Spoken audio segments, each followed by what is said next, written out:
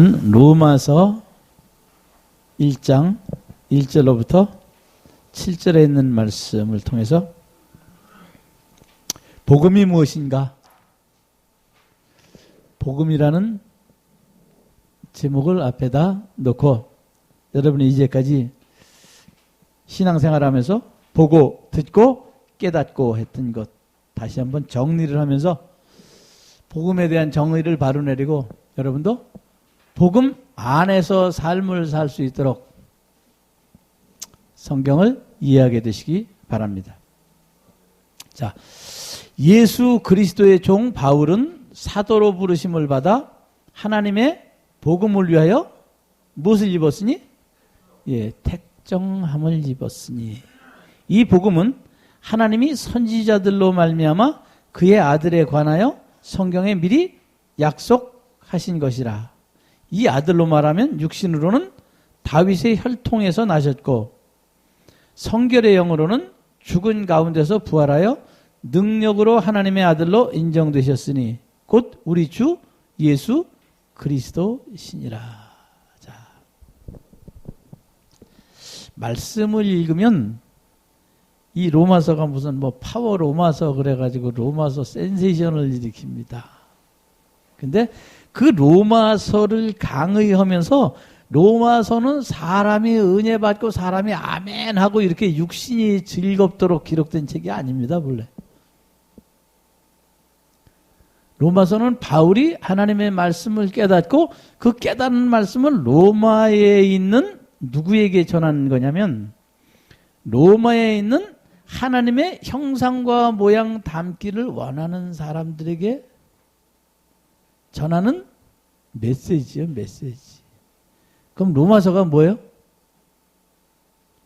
로마인에게 변하는 편지인데 그 편지의 겉 봉투를 읽어보면 바울이 보냈는데 그 속에 있는 내용은 누가 보낸 거예요? 하나님께서 그 사랑하는 성도들을 위해서 바울의 글씨를 통해서 글씨 안에다가 뭔가 딴 거를 녹여놨다 그 말입니다. 그러니까 이 문자 그대로 성경을 읽어버리게 되면 바울이 지금 누구한테 보내는 편지요? 로마에 있는 사람들한테 그냥 보내는 서신서입니다. 그럼 로마에 있는 사람은 아무한테나 로마인한테 무조건 다 보내는 거예요? 아니지요. 그럼 로마에 있는 어떤 특정한 사람한테 보내는 건데 편지 뚜껑을 열었을 땐 누구나 다 읽을 수 있는 거지. 그러면 예수 그리스도의 종 바울이라 그랬어요. 누구의 종? 예수 그리스도의 종. 그러니까 분명히 해야 됩니다. 누구의 종? 그러면 종은 누구? 바울. 바울은 누구? 예수 그리스도의 종이라고 틀림없이 그랬어요. 종은 자유한 자요, 얽매여 있는 자요? 그러면 종이 얽매여 있는 자면 종은 누구 뜻대로 해야 돼요? 주인의 뜻대로 해야 된다는 약속이 여기 들어있는 거예요.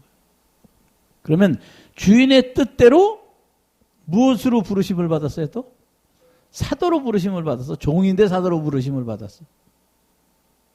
종인데 사도가 됐다는 거예요. 주인인데 사도가 아니라 종인데 사도로 부르심을 받아 누구의 복음을? 하나님의 복음을 위하여 택정함을 입었다. 입었다 그 얘기가 뭐예요? 전권이 주어졌다 그 얘기입니다. 그러면 바울이 하는 얘기를 통해서 무엇이 나타나야 돼요? 하나님의 나라가 나타나야 되고 하나님의 형상이 나타나야 되고 창세기에 있는 하나님께서 하시고자 했던 그 메시지가 지금 이 바울을 통해서 예수 그리스도께서 가져왔던 그것이 바울을 통해서 다시 로마에 있는 바울과 같이 되기를 원하는 사람들에게 전파가 돼야 되는 거예요. 그럼 바울이 전하는 복음을 듣고 로마 사람들은 누구와 같이 되는 게 가장 수준 있게 되는 것?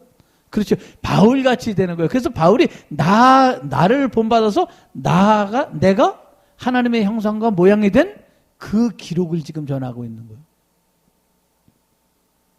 그러면 바울이 자기가 어떻게 하나님의 형상과 모양이 됐는지 여기 지금 성경을 다 읽어보면 나옵니까? 안 나옵니까? 안 나옵니다. 바울이 그냥 로마 사람들에게 편지를 썼을 뿐이지 내가 어떻게 하나님의 형상과 모양이 됐다는 얘기는 절대 안 나와요. 이거 문제가 있잖아요. 로마서를 썼을 때 로마 사람들에게 나같이 되라고 썼다면 내가 예수 그리스도의 종이니까 너희도 종 되라. 그럼 그렇게 썼다면 여기에 그런 내용이 하나도 안 나온다고 말이에요. 그러면 이걸 어떻게 해석을 해야 되냐 이거예요, 로마서를. 그래서 이 로마서는 편지로 기록된 것이기 때문에 편지는 어디선가 누가 한 말을 들은 것을 지금 바울이 쓰고 있다면 종이 지 맘대로 쓸 수 있어요? 제 맘대로 못 쓰지요. 그냥 어디서 자기가 듣고 깨닫고 그 느낀 거를 쓰는데 그것이 누구냐? 예수 그리스도의 종으로서. 자, 그렇다면 말 안 되는 말 같지만 말 되는 말을 하는 거예요. 지금부터는. 종으로 난 자는 복음이요 율법이요. 예. 그러면 지금 예수 그리스도의 종 바울이 지금 율법으로 기록하고 있으니까 뭘로 써져 있는 거예요, 여긴. 로마서도 실은. 예. 로마서는 지금 껍데기 글자는 문자가 율법으로 기록되고 있는 거기 때문에 사람이 읽었을 때 이 말초신경도 자극되고 뭔가 탁 나오는 게 있는 것이지요. 그러나 예수 그리스도의 종이라 그랬으니까 종은 주인이 하는 것을 안다 모른다. 정말 진실한 종은 주인이 하는 걸 당연히 알죠. 순종이 그래서 나오는 거예요. 복종이 아니라 순종이 그래서 나온다 그 말이에요. 그렇다면 예수 그리스도가 복음이시라면 복음의 종인 바울은 율법이라고 치고 그러면 주인의 뜻을 무엇으로 받아서 기록하고 있는 거예요? 육체의 한계를 나타내서 기록하고 있지 않냐 그 말이에요. 그러니까 종은 종대로 삶을 살고 주인은 주인대로 삶을 사는 것인데 주인의 뜻을 모르고 하는 종은 엉뚱한 길로 가지만 지금 주인의 뜻을 아는 종은 주인의 뜻을 헤아려서 지금 자기가 전하는 편지도 주인에게 연결되도록 지금 편지를 쓰고 있다 그 말이에요. 자, 그러면 복음과 율법이라는 것은 항상 그러면 복음은 주인이고 율법은 뭐라느니? 종이라는 얘기죠. 그럼 구약 시대에 나오는 율법도 복음이 나왔을 때는 주인한테 자리를 넘겨야 되는 거예요. 근데 주인이 오니까 주인은 어떻게 하는 거야? 십자가에 죽이는 역사가 일어나는 거예요.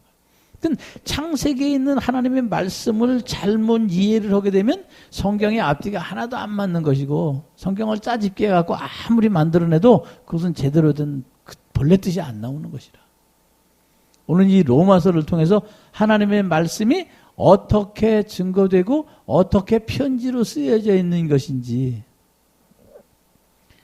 오늘은 로마서 1장을 하고 다음 주일에는 그 다음 서신서 1장을 하고 그 다음번에는 또 그 다음 서신서 1장을 하고 그 다음번에는 그 다음 서신서 1장 지금 서신서에 쓰여있는 1장 1절에서부터 그 처음에 쓰여져 있는 것이 무엇을 이야기하고 무엇을 기록하고 있나 그것을 깨달으면 편지라는 것이 누구한테 보냈든지 누구의 뜻이 담겨 있는 것이다. 하나님 아버지의 뜻이 담겨 있는 것이다. 그 아버지의 뜻을 읽는 사람이 어떻게 알고 어떻게 이해하고 받아들이느냐에 따라서 뭐가 달라져? 그 사람의 인생이 달라져 버리는 거예요. 그래서 그 탈무드인가 거기에 보면 그 유명한 내용이 아버지가 아들을 외국에 유학을 보냈는데 이제 죽게 됐어. 그래서 할 수 없이 종을 불러가지고 자기 재산을 다 종에게 준다고 기록했어. 그러니까 너는 이 문서를 가지고 반드시 가서 내 아들에게 가서 이 문서를 보이고 아버지가 나한테 이 재물을 다 줬다. 그리고 편지를 보여라. 그러면 그때는 내 것이 된다. 그래서 아버지가 돌아가시고 난 다음에 그것을 갖다가 자기 아들 주인 아들한테 전해주려고 가갖고 거길 찾아가서 이제 딱 보여주는 거예요. 당신 아버지가 돌아가셨는데 돌아가시기 전에 이 문서를 내게 주셨습니다. 이 아들이 이제 자매 안 하고 열받는 것이죠. 아니 그럴 수가 있냐 말이요. 아버지가 나한테 재산 한 푼도 안 남겨놓고 종한테 다 줘버렸으니까 난 지금 뭐가 된 거야 이제? 알거지가 됐잖아 이제. 그 날마다 어쩔 줄 몰라갖고 그러는데 이제 라삐를 만났어. 그 라삐를 만나갖고 아니 우리 아버님이 이렇게 돼가지고 종한테 재산을 다 줬는데 이걸 어떻게 해야 됩니까? 저는 이제 알거지가 됐습니다. 그랬더니 라삐가 말해. 이 사람은 뭘 그렇게 걱정하냐. 아니 그럼 재산이 다 넘어갔는데 걱정 안 하게 생겼냐고. 지금 나 알거지가 됐는데. 자네는 하나만 하지 둘은 모르네 그래야. 유대인의 율법에는 종이 재산을 다 가지고 있을 때 그 주인이 종을 놓아주려면 집에서 그 종을 내보낼 때 집에서 기르고 있는 종은 만약에 집에서 기르고 같이 결혼을 시켰으면 자기 자식, 마누라 다 놔두고 종만 나가. 그럼 자유예요. 주인이 내보낼 때. 그러나 같이 살기를 원하면 그 종과 자식과 그걸 다 놔두고 문에다가 귀를 뚫어가지고 영원히 그 집에 종이 된다는 그 율법이 존재하고 있는. 만약에 자네 아버지가 돌아가시면서 그냥 종한테 그 재물을 안 줬으면 종이 아버지 돌아가신 거를 얘기 안 하고 거기서 입쓱 닦고 있으면 자네는 가갖고 종이 다 팔아가지고 도망가면 자네 진짜 알거지 아닌가. 그 종이 지금 자네한테 남아있는 거는 아무것도 없고 알거지지만 자네 종이 하나 남아있잖아. 종은 누구 소속이요? 그렇지. 아버지가 상속을 해줬으니까 주인의 소속이니까 아버지가 죽었으면 아들 소속이 된 거예요. 그러면 종을 소유하면 모두 채물도 내 것이지. 자네는 종을 택하든지 재물을 택하든지 종보고는 자네 자유하게 되든지 재물 갖고 내 밑에서 일하든지 둘 중에 하나 해라 그러게. 그럼 종이 자기 혼자 빨개 벗고 자유하겠어요? 아니면 그 재물을 가지고 그 주인 밑에서 다시 또 종하겠어요? 또 종살이 하지요. 그래서 하나님이 우리에게 세상의 모든 것을 다 마귀에게 주셨다는 그 얘기가 바로 이렇게서 나오는 것이고, 유대인의 탈무드는 그래서 유대인들에게 욕심을 내지 말고 지혜를 얻으라고 가르치고 있는 거라. 그럼 그 지혜가 너를 뭐하게 하려니? 지혜가 너를 지키고 악인의 꾀에서 지키고 생명길로 인도하고 그 지혜로 말미암아 어디서든 명철을 얻게 되고 그러고 가르치는 거라. 그래서 오늘 이 말씀을 통해서 그 지혜를 얻게 하는 방법, 하나님께서 우리에게 복음을 전하기 위해서 그 복음을 어떻게 효율성 있게 가장 안전하게 전할 것인가, 그를 우리에게 가르치신 그거 하나가, 예수님이 성경책 들고 다니셨어요? 안 들고 다니셨어요? 그럼 성경책 어디다 놓고 다니셨어요? 성전에다가, 회당에다가 회당장이 보관하게끔 만들으셨어요. 그 예수님은 그 성경책 무거운 두루마리 지고 다니지 않으셨다고. 그렇다면 하나님께서 우리에게 자유를 주셨을 때 그 자유가 무엇으로 말미암아 계속되어야 하느냐면 율법이 따르는 자유가 있어야 된단 말이에요. 율법이 존재하는 자유. 그러니까 율법으로 사는 사람이 만약에 없으면 자유라는 것도 그 존재하는 게 문제가 있는 것이지요. 율법은 옛 기록이기 때문에 그 옛 기록을 바라보고 그 안에서 주인은 자유롭게 사는 것이고 종은 그 율법을 가지고 있는 기쁨으로 산다 그 말이에요. 옛날에 큰 집에 대갓집 종하고 쬐끄만 집에 가가지고 노새 한 마리 끌고 다니는데 집 종하고 종이 달라. 요새도 그렇죠. 큰 교회 목사님하고 쬐끄만 교회 목사님하고 다르죠. 그래도 이놈아, 종도 종나름이지, 이런 소리 또 나와. 종도 종나름이지. 그렇다면 율법이라는 것과 복음이라는 것이 구약이었을 때는 율법이고 신약이면 복음이잖아요. 그러면 그 복음 안에는 율법이 과연 없느냐 그 말이지. 예? 우리는 이거 착각하고 사는 거예요. 복음하고 율법하고 딱 제껴놓고 나면 율법은 율법이고 복음은 복음이라는 생각을 딱 하는 거예요. 그러니까 내가 복음 안에 들어왔으니까 이제 자유예요. 이렇게 나오는. 오늘 여기 이 얘기대로 그대로 읽어보면 예수 그리스도의 종 바울이라고 되어 있어요. 복음을 들었는데 왜 종이 돼요?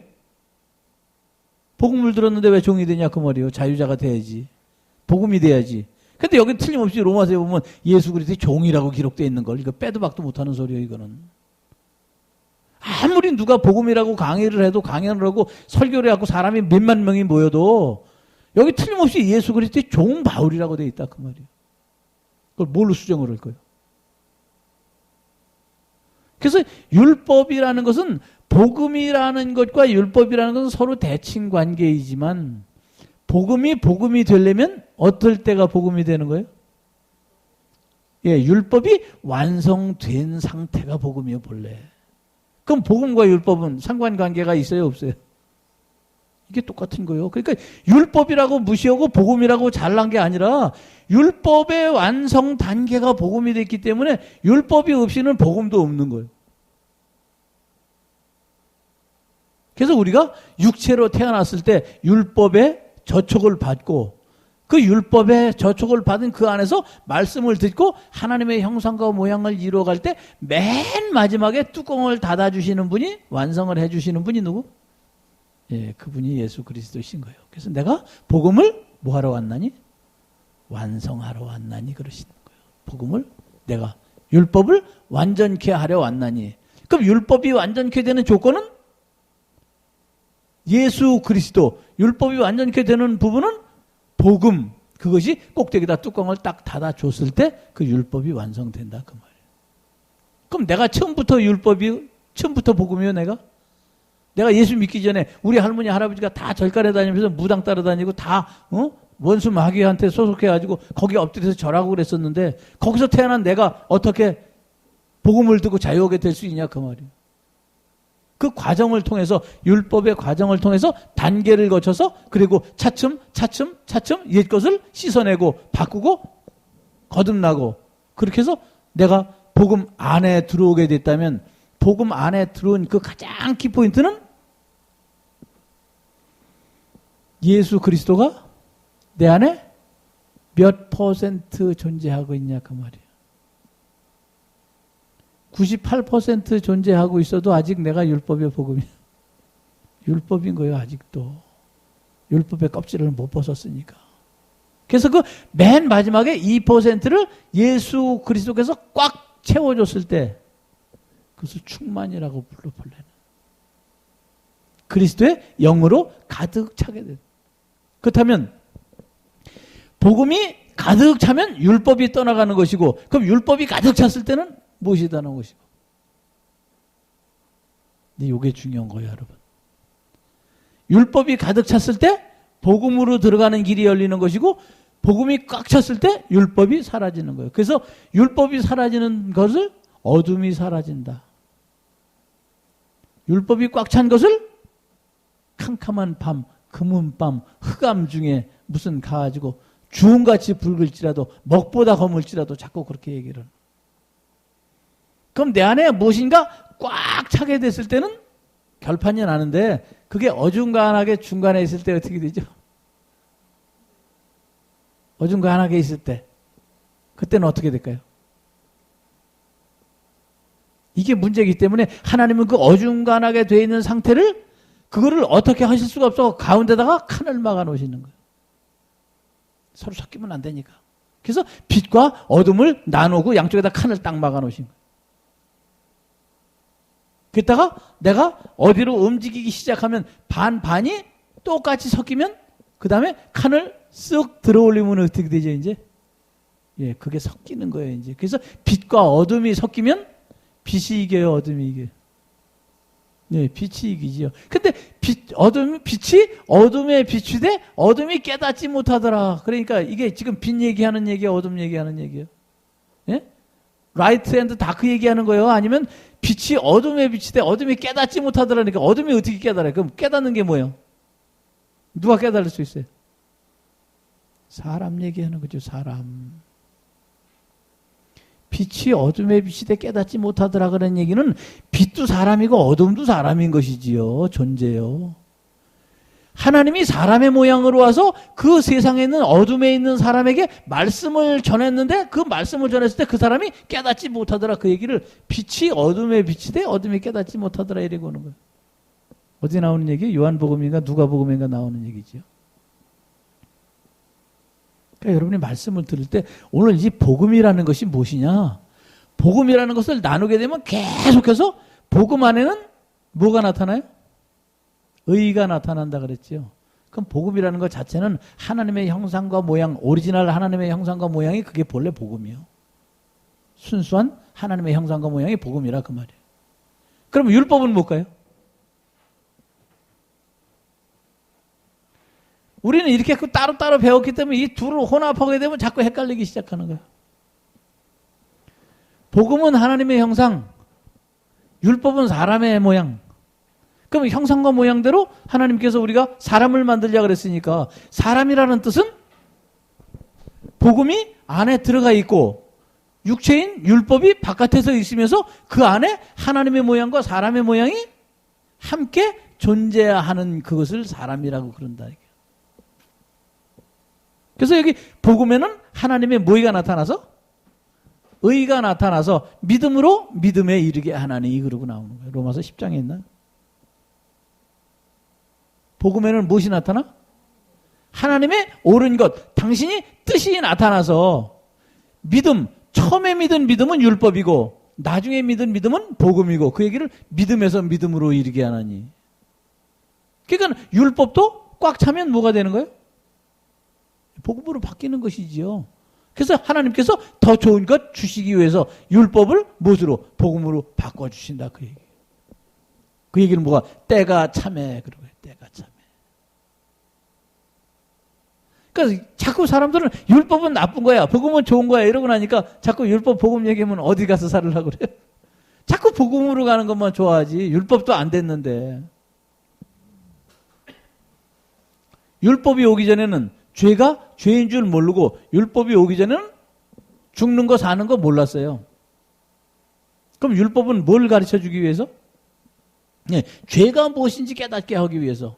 그렇다면 율법이 없이 죄가 무엇인지 깨닫지 못하고 사망이 무엇인지 깨닫지 못하고 그러면 하나님께서 당신의 형상과 모양을 증거할 수 있는 방법이 없었던 것이지요. 그렇다면 우리가 율법도 그러면 좋은 거예요, 나쁜 거예요? 예, 율법도 좋은 거예요. 율법은 무조건 나쁜 건 줄 알고 이스라엘 백성들이 율법에 매여가지고 그랬으니까 우리는 복음 안에서 해방하고 자유였습니다. 오늘도 이 시간에 자유하시기 바랍니다. 그리고 막 그냥 가갖고 뭐 쿵짝쿵짝하고 그러면 그냥 우리 주위의 성령이 막 그러면 그냥 복음 안에서 자유로운 건 줄 알아. 오늘 로마서에 뭐라 그랬냐면 율법을 설명하면서 율법은 장차 오는 일에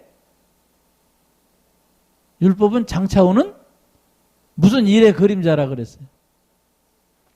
율법은 장차 오는 좋은 일의 그림자라 그랬어요.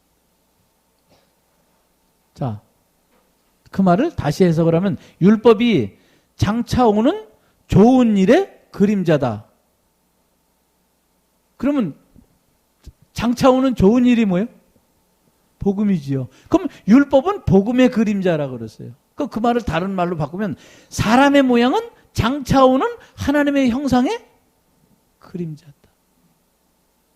내가 지금 실패하고 내가 지금 힘들게 사는 그것은 장차 오는 하나님의 형상과 모양을 받아들일 때 내가 다시 실패하지 아니고 내가 하나님께서 그 주신 그것을 잘 분별할 수 있도록 지금 뭐 하고 있는 거다?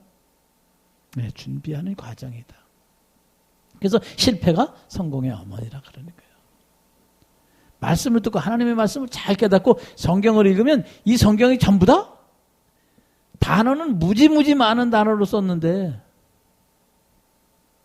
하나님이 다 죄를 짓고 이 세상에 태어난 인생들에게 한결같이 너는 이 세상에서 살지만 돌아오라는 약속이 들어있는 거예요. 그래서 이 돌아오라는 약속을 성경을 그래서 이 뼈대를 세우지 못하면 성경을 읽어도 뭔 뜻인지 몰라. 그래서 성경의 뼈대를 세운다는 얘기를 다른 말로 바꾸면 성전을 짓는 것이고, 성전을 짓는 말로 딴 말로 바꾸면 방주를 세우는 것, 만드는 것이고, 방주를 만드는 것을 다른 말로 바꾸면 또 성을 쌓는 거예요. 예루살렘 성이 방주가 언약궤가 무슨 뭐 가갖고 그 애굽 땅에서 나와가지고 성막이 다 똑같은 얘기를 하고. 그럼 그 성막, 성전, 예루살렘, 방주가 다 어디서? 내 안에서 이루어지고 있는 거예요. 그래서 하나님이 세상을 이처럼 사랑하사, 그 얘기가 이 세상이 뭐예요? 이 지구덩어리를 세상이라고 그런 게 아니라 우리가 쓰는 단어 세상을 이처럼 사랑했으니까 또리 엄마 뭐 무슨 누구 엄마, 우리 집 강아지 뽀삐, 그거 사는 게 세상이 아니라 그 말이요. 하나님이 세상을 이처럼 사랑하사, 그 얘기가 하나님이 코스모스를 이처럼 사랑하사 그랬어. 그래서 이 성경에서 말하고 있는 땅을 모르면, 하나님이 말씀하시고 있는 세상을 모르면 성경을 백날 읽어봐도 뭔 얘기인지 모른다.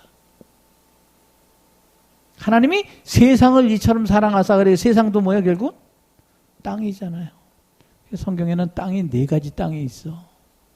그래서 그 4가지 땅을 동서남북이라고 얘기하고, 사도행전인가 어디에 보면은 가갖고 베드로가 가갖고 기도하러 어디 갔었는데 하늘에서 보자기에 4 귀퉁이를 매달아서 달았는데 그 보자기에 뭐 각종 부정한 짐승이 다 내려왔더라, 그런 얘기가 전부 다 있는.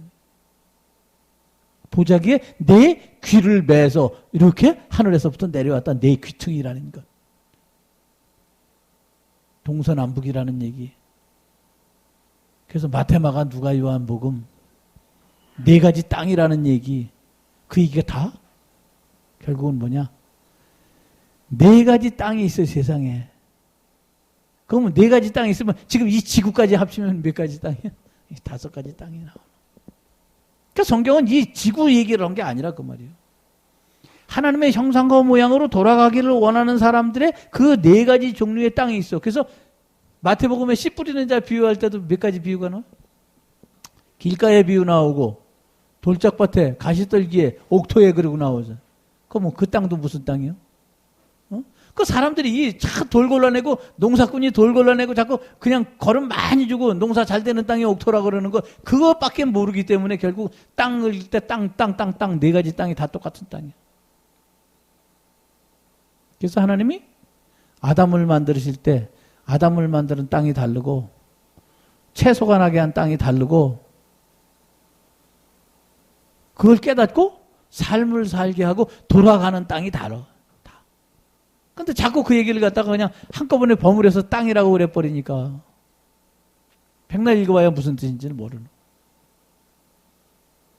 그래서 앞으로는 이 말씀을 지금 이렇게 로마서 서신서를 읽고 이 말씀이 나중에 한꺼번에 쭉 합쳐놨을 때 창세기로 끌고 가면 다 맞아야 되는 거예요, 이게.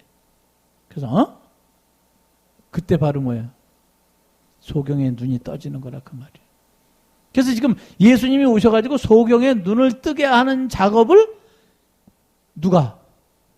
세례 요한이 다 해놓고 그 말씀을 들은 사람을 예수님이 확인해서 제대로 눈 뜨기를 원하는 사람에게 내 믿음이 너를 구원하였는지라 그랬을 때 예수님이 마지막으로 확인하고 도장 찍어주는 작업이야. 너 구원받았어. 너 하나님의 뜻대로 갈 수 있어. 그러면 그 전에 작업을 누가 해놨냐고 말이야. 그 전에 작업은